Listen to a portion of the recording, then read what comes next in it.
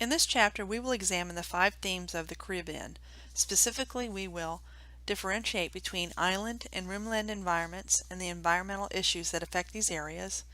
2. Summarize the demographic shifts in the Caribbean as population growth slows, settlement in cities intensifies, immigration abroad continues, and a return migration begins.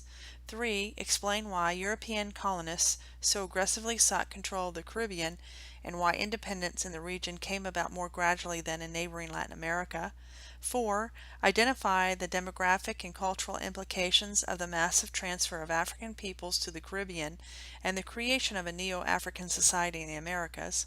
5. Describe how the Caribbean is linked to the global economy through offshore banking, immigration, and tourism. 6. Understand the limited energy resources of the region and why renewable energy and exploration of offshore sites are important for Caribbean economic development. And finally, explain the difference between social and economic development and suggest reasons why the Caribbean does better in social indicators of development compared to economic indicators. The Caribbean region is a region of extremities when it comes to economic development. On one end, some countries are extremely well off, while on the other end, a few are extremely poor. This region is bounded together by its colonial history, cultural heritage, and economic activity. The Caribbean was the first region of the Americas to be extensively explored and colonized by Europeans. European powers often battled over control of these most profitable tropical islands. Its modern regional identity is generally unclear and often merged with Latin America, but also viewed apart from it. Its European influence was more diverse than that of Latin America, and it has a strong African imprint due to the magnitude of Africans brought over for slavery to work the vast number of plantations used for production of agricultural products. Most of the residents are of African descent. Another anomaly is that of isolated proximity, which is a term used to describe its unusual and contradictory global position in the world. The isolation of the Caribbean sustains the area's cultural diversity, but also explains its limited economic opportunities. Caribbean writers note that this isolation fosters a strong sense of place and an inward orientation by the people. Yet the relative proximity to North America and to a lesser extent Europe ensures its transnational connections and economic dependence. The Caribbean consists of 26 states and independent territories and is divided into 3 sections: the Greater Antilles, the Lesser Antilles, and the Rimland states. The Greater Antilles include Cuba, Jamaica, Haiti, Dominican Republic, and Puerto Rico. The Lesser Antilles form a double arc of small islands from the Virgin Islands down to Trinidad and Tobago. And the Rimland states includes Belize in Central America, and Guyana, Suriname, and French Guiana in South America. Located between the Tropic of Cancer and the equator, the Caribbean contains a complex ecology and is very susceptible to natural hazards including volcanoes, earthquakes, and hurricanes. Sitting on the edge of the Caribbean plate, most of these islands were formed by volcanic activity rising from the floor of the Caribbean Sea. The whole region is linked by the Caribbean Sea, which connects the people through its trade routes and sustains them with its maritime resources. The Caribbean Sea is noted for its calm turquoise waters, steady breezes, and treacherous shallows.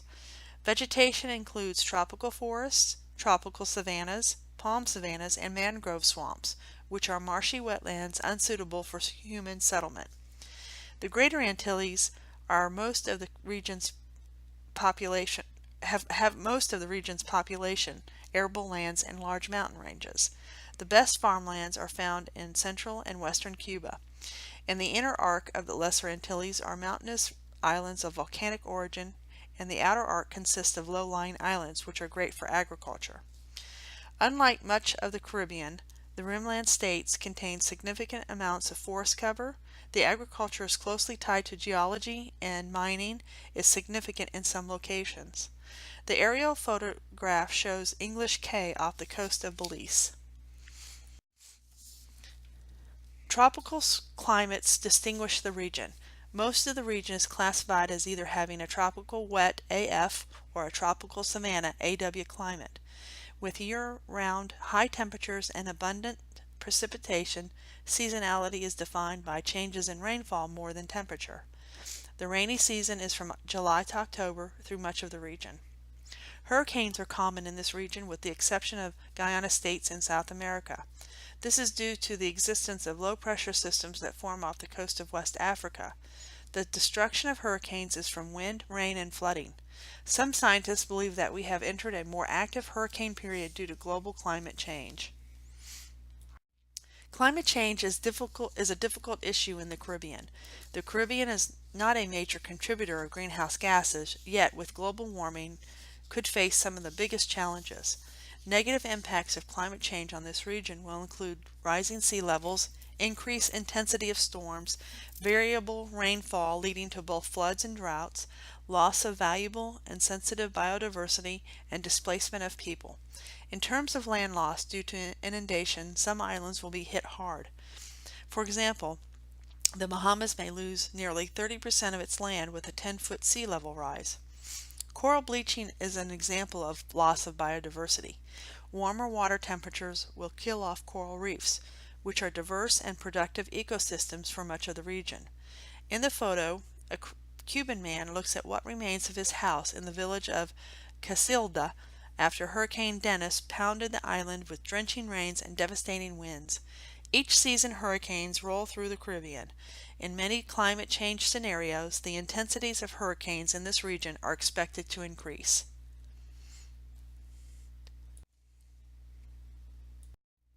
Deforestation and soil erosion are the main environmental issues facing the Caribbean region.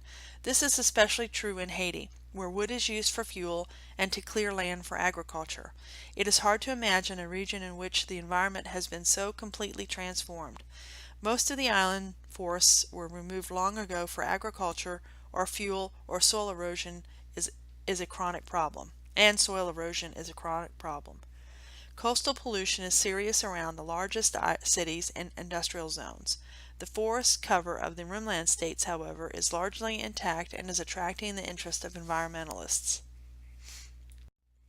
The growth of Caribbean cities has led to environmental issues concerning water quality and proper waste disposal. The urban poor are the most vulnerable to health problems associated with overused or non-existent sewage services. Among the islands, some have better services than others. For example, according to the World Bank, 80% of the Dominicans and Jamaicans have adequate access to improved sanitation, whereas Haitians only 17%. This issue can be a problem for the tourist industry, which most of these countries rely heavily on for their economic resources. To exacerbate the problem, a tent city in Port-au-Prince, Haiti provides temporary shelter for displaced residents. The 7.0 earthquake that struck the capital city of Haiti on January 10, 2010 is one of the worst natural disasters in Caribbean history.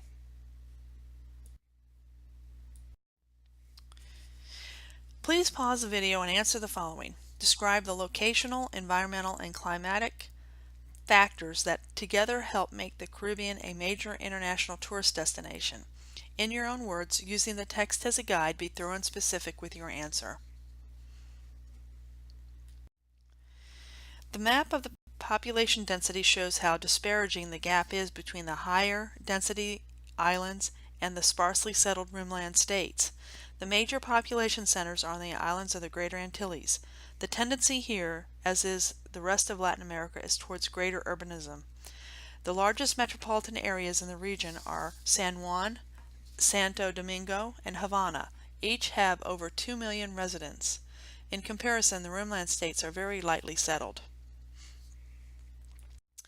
Unfortunately, like many of the indigenous population of the Americas, many were wiped out due to diseases such as smallpox, influenza, and malaria, which did not exist in the region until European contact. The chart shows the population indicators for the region. The most significant demographic trends in recent years in the Caribbean are the decline in the fertility and the increase in life expectancies. These improvements were largely due to education of women and the availability of birth control. Another trend in this region is the rise of HIV and AIDS.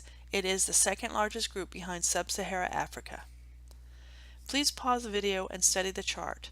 There are no questions to answer, but look for the anomalies, such as the indices for Haiti, and compare those with the indices of Dominican Republic. Why would such differences be when they share the same island of Hispaniola?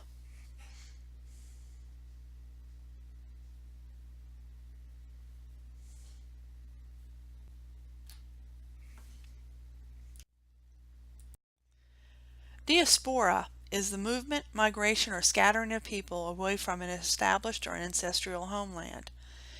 The Caribbean diaspora is the most pronounced of all due to the large influx of Africans used as slaves on plantations brought over by European colonizers. Most Africans were brought to this region over any other region during the colonization of the Americas. The map shows the current immigration patterns that occur today.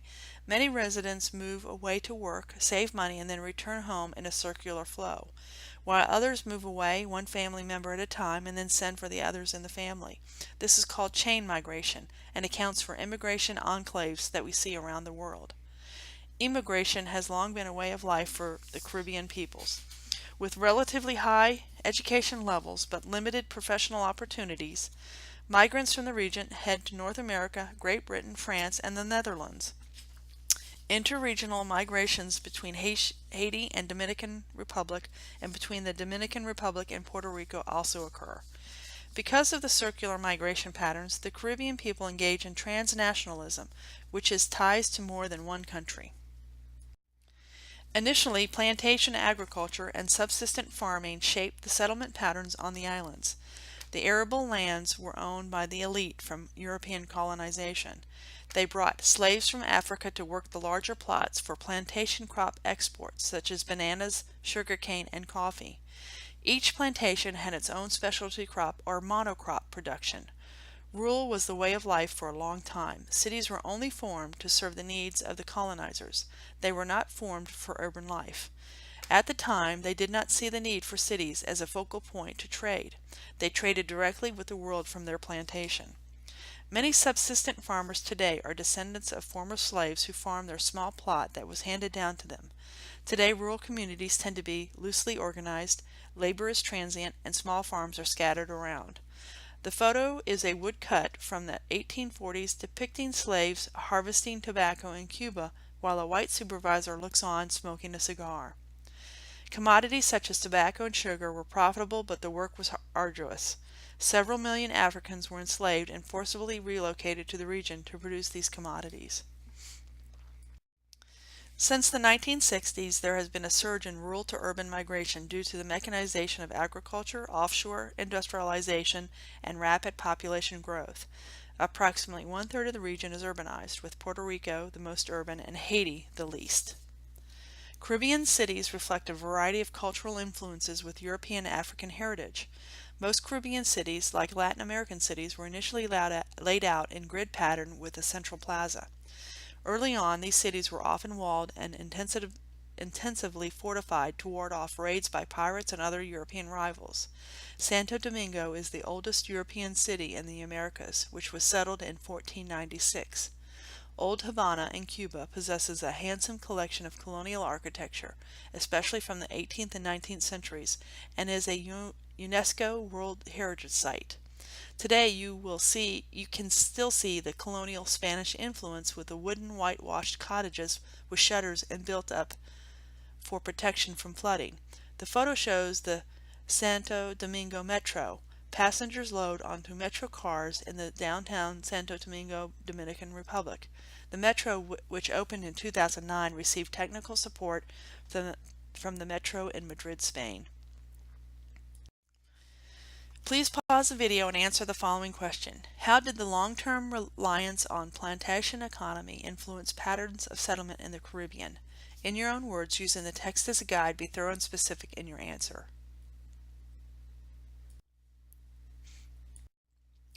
The culture and diversity of the region can best be described as Neo-African society in the Americas, due to the huge imprint of more than 7 million African slaves that were brought to the Caribbean in the 16th century, and the blending of European colonies, Asian indentured workers, and isolated Amerindians. European colonization destroyed indigenous societies and imposed different social systems. Cultures and rival European powers introduced their own cultural practices. The most pronounced convergence of culture is the blending of African and European cultures called Creolization, and can best be seen in the languages, music, dance, and religion that are displayed in the region today.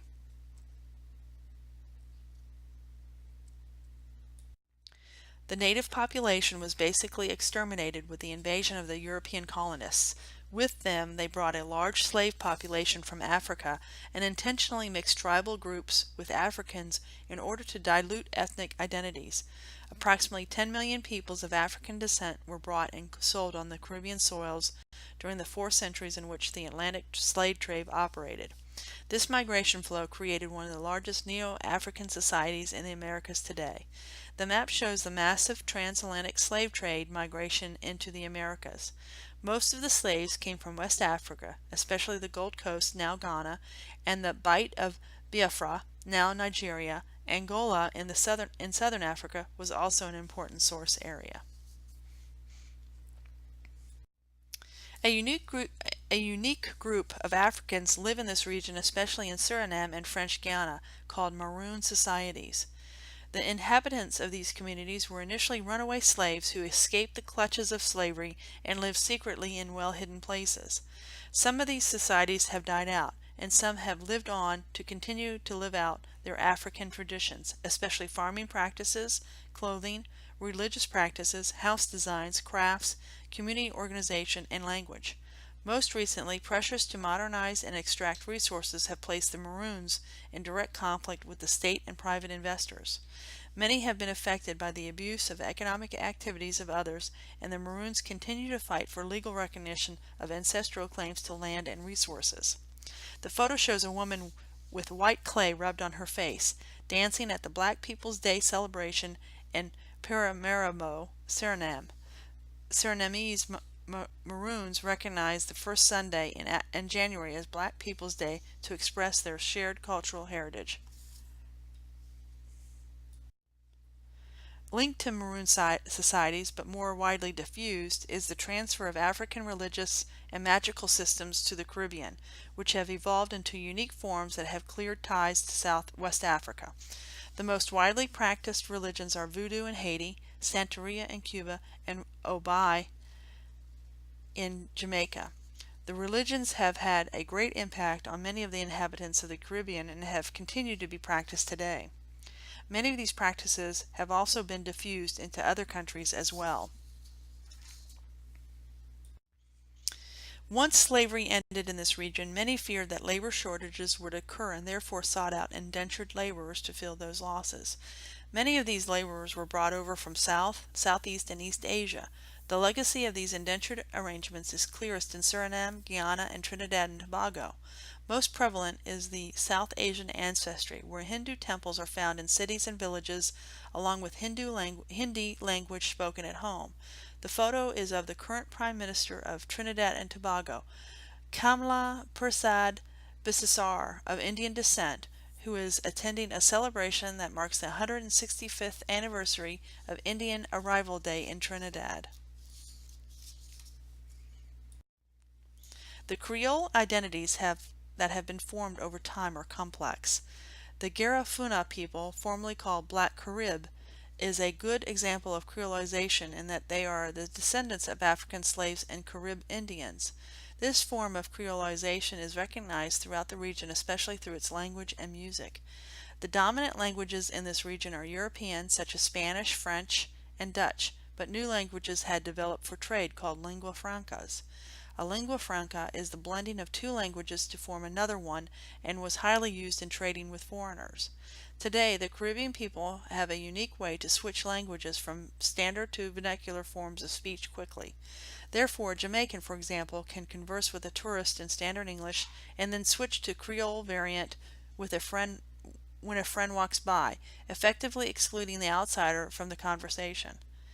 Music may be the best known product that comes from the region, besides white sandy beaches. The Caribbean is the birthplace of many diverse forms of music, including reggae, calypso, merengue, rumba, zouk, and others. Bob Marley is perhaps the most famous musician from this area, with his unique sound and political and social commentary. He wrote about the many social and political issues that were prevalent in the region until his untimely death in 1981. The photo on the left shows Haiti's Rara musicians. Consider the music of the poor. It is used to express risky social commentary. This Rara band performs a folk festival in Washington, D.C. Please pause the video and click on the link below the photo for a short sample of Rara. Sports have also become a much endured and loved social pastime. The photo on the right is a young Cuban batter in a pickup game of baseball in rural Cuba. Several Caribbean states have adopted baseball as their national sport, most notably the Dominican Republic and Cuba. Please pause the video and answer the following. How has the blending of different cultures from the past shaped the cultural patterns found in the region today? List at least 3 examples. In your own words, using the text as a guide, be thorough and specific with your answer. The map shows the changing colonial powers over the years. The Lesser Antilles had several changes in colonial affiliation. The French and British traded islands such as Tobago, Grenada, Dominica, and Guadeloupe several times. Many of these territories gained their independence in the 1960s through the 1980s. Please pause the video and study the map. There are no questions to answer, but try to get a sense of the previous ownerships and where these islands are located within the region.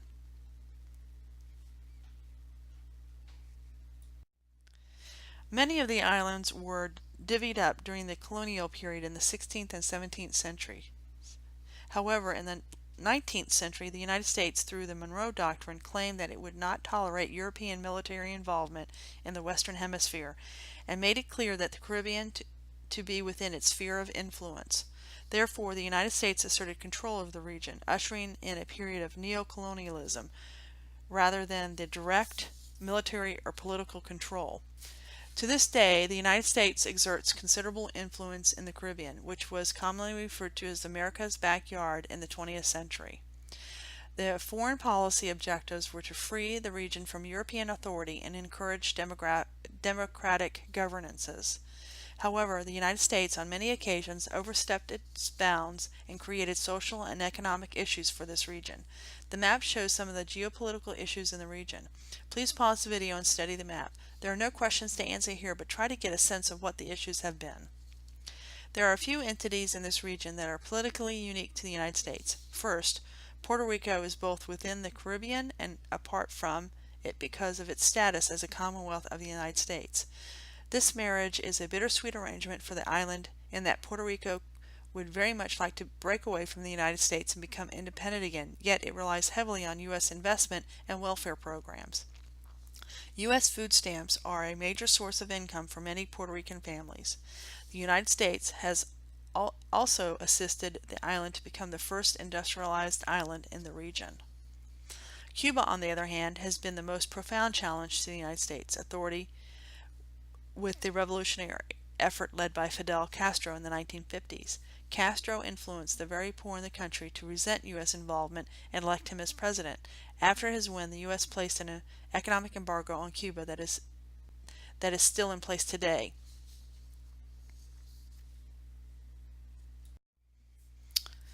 The map shows the energy, geopolitics, and offshoring drilling in Cuba. The territorial waters off Cuba's northwest shore are believed to contain oil and have been divided into blocks for test drilling. The map shows a variety of foreign companies that have leased blocks, none of which are American firms.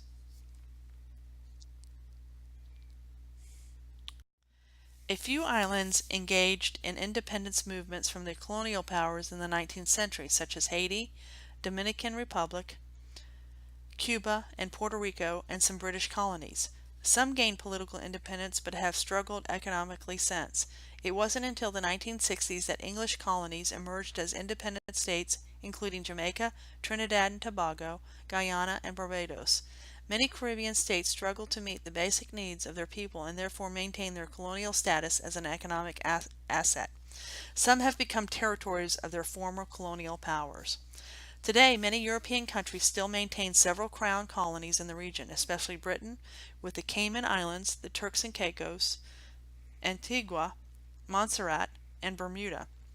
France still maintains French Guiana, Martinique, and Guadeloupe, but as departments and not colonies. At one point, the Dutch islands were considered autonomous countries, which included Aruba, Caracaco, Bonaire, Saint Martin, Saba, and Saint Eustatius. Now Aruba, Curaçao, and Saint Martin are independent countries. The most difficult task for the Caribbean region is economic integration. Because the islands are scattered, there is a divided rumland, different languages are spoken, and limited economic resources are available. This region is hindered in the formation of a meaningful regional trade bloc. It is more common to see economic cooperation between groups of islands with similar colonial backgrounds. However, some progress has been made with the creation of CARICOM, which stands for Caribbean Community and Common Market. This organization introduced a regional industrialization plan and created the Caribbean Development Bank to assist the poorer states. Please pause the video and answer the following. Why is it difficult for this region to become more politically and economically integrated? In your own words, using the text as a guide, be thorough and specific in your answer. Please pause the video and study the development indicator chart. Many spaces are left blank, but of the information presented, some numbers stand out as compared from within the region and with other two regions we have studied thus far. One such anomaly is the life expectancy rates. Many are somewhat high in the region, but gender equity is very low. Of all the islands, Haiti seems to be the single most country that suffers the most. On another note, the Caribbean is economically better off than most of sub-Saharan Africa, South Asia, and even China. Historically, the link to the world economy were tropical agricultural exports such as sugar, bananas, and coffee. Unfortunately, the toll on the land due to the extensive plantation agriculture created many soil issues. In addition, with limited land to grow, the agricultural economy has experienced hardships and is no longer the main commodity of the region. Rising production costs have also hindered profits within this economy. To combat these challenges, the region has moved away from monocrop production to manufacturing and services. The Caribbean economy depends largely upon imported oil for its energy needs, especially from Venezuela. Unfortunately, heavy dependence of foreign oil makes the region vulnerable to economic surges in food and energy costs. To help alleviate this problem, the region has a growing interest in renewable energy like wind. The photo shows a wind farm in Puerto Rico and the southern coast. This region also has created a development strategy to invite foreign investors to set up assembly plants and thus create jobs for local residents. The foreign direct investment helps spur the manufacturing segment in the region's economy, especially on Puerto Rico with the United States investors. The photo shows the free trade zones in the Dominican Republic. A sign of globalization is the increase in duty-free and tax-exempt industrial parks in the Caribbean. The Dominican Republic, which is also a member of the Central American Free Trade Association, has 50 FTZs with foreign investors from the United States, Canada, South Korea, and Taiwan. Offshore banking centers appeal to foreign banks and corporations by offering specialized services that are confidential and tax-exempt. This industry began in Bermuda in the 1920s, but it was the Cayman Islands that led the region in financial services in the 1990s and continues to be a powerhouse for the region. Since offshoring banking is so successful, most of the resource-poor region see financial services as a way to bring foreign capital to state treasuries. Online gambling is the newest industry for the microstates of the Caribbean, which began in 1999 and attracts many American gamblers because online gambling is illegal in the United States. However, that may change soon. In 2013, the governors of Delaware, New Jersey, and Nevada all signed laws to allow online gambling in their states, and some other states may follow. This would have a negative impact for this region if all states would allow it. The photo is Front Street in Hamilton, Bermuda, which is the reflection of the territory's ties to the United Kingdom and its prosperity. Tourism and financial services in the reinsurance business explains Bermuda's wealth. Tourism has a tremendous impact on the economy of this region. This region highly supports tourism due to its environmental, locational, and economic factors. The map on the left shows the arrivals of non-resident tourists in 2011. The Caribbean is directly linked to the global economy through tourism. Each year, more than 21 million tourists come to the islands, mostly from North America, Latin America, and Europe. The most popular destinations are the Dominican Republic, Puerto Rico, Cuba, Jamaica, the Bahamas, and Aruba.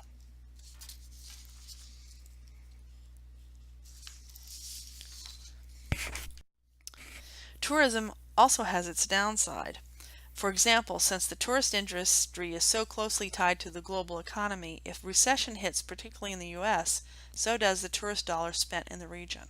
Another issue is capital leakage, which is the huge gap between gross receipts and the total tourist dollars that remain in the region. Since many cruise ships and hotel chains are foreign owned, these companies gain the benefit from the profit of the dollars spent, not the island that the tourists visit.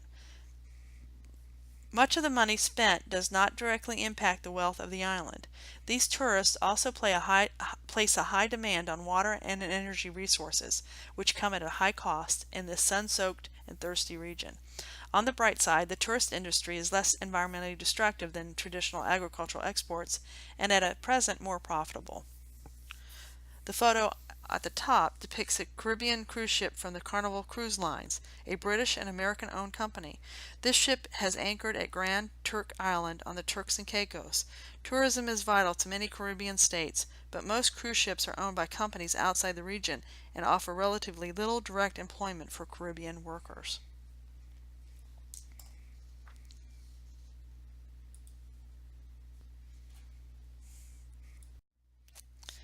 Social development has been amazingly strong given the inconsistency of economic growth. Many of the human development indices are high for the majority of the region. This high level of social development has a direct relationship to flows of remittances, which are monies sent back home by migrant workers working overseas, as the map shows.